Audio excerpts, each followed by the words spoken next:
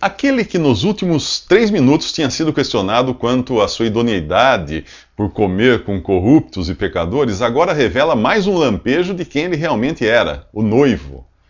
Quando alguns indagam por que os discípulos de João Batista jejuavam e os discípulos de Jesus não jejuavam, Jesus estabelece uma distinção clara entre o passado e o presente. Não fazia sentido os convidados do noivo jejuarem agora que o noivo estava ali com eles. A mensagem para qualquer bom entendedor judeu era clara. No Antigo Testamento, Deus é chamado de noivo. Aqui Jesus anuncia também a sua morte. Viria um dia quando o noivo seria tirado. Isso mostra que a sua morte não foi um acidente da história, mas foi algo que fazia parte de um plano maior, muito maior. As pessoas precisavam entender que até João Batista havia vigorado uma forma de Deus tratar com o homem. Até então, o homem tinha sido provado sob a lei que foi dada para Moisés, e tinha ficado claro que ninguém seria capaz de ser salvo obedecendo os mandamentos, ninguém conseguia. Ali agora estava o único capaz de obedecer, Jesus, o Filho de Deus, que estava também prestes a trocar de lugar conosco. Ele se colocaria no lugar que nós merecíamos estar, sob o juízo de Deus e na morte, e nos colocaria no lugar que ele tinha por natureza e que nós não merecíamos ter, o céu. Mas não seria possível fazer isso, ou não seria possível você receber isso, misturando a velha forma de Deus tratar com o homem, a lei do Antigo Testamento, e a nova maneira agora, a graça, ou favor imerecido.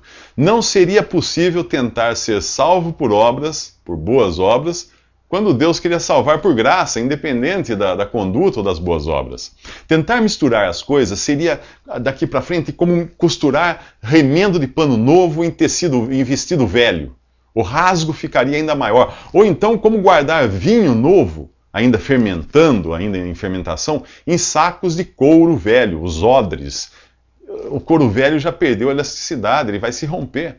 Não é justamente isso que as religiões cristãs tentam fazer, emprestando coisas do Antigo Testamento?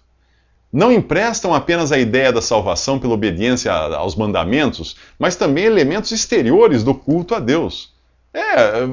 Você não encontra na doutrina que é dada à igreja pelos apóstolos nas suas cartas, as chamadas epístolas, coisas como templos, clero, sacerdotes fazendo meio de campo entre Deus e os homens, ou então usando colarinhos e vestes, roupas distintas, para se diferenciarem daqueles que eles chamam de leigos. Não existe isso. Não existe. Você também não encontra nas cartas dos apóstolos altares, incenso, rituais. A lista é interminável. Leia as cartas dos apóstolos e você verá que existe uma diferença enorme entre o que os primeiros cristãos faziam e esse cristianismo fantasiado de judaísmo que você encontra por aí. A diferença entre a salvação por boas obras e a graça, a diferença entre judaísmo e cristianismo, é tão grande quanto a diferença entre a morte e a vida.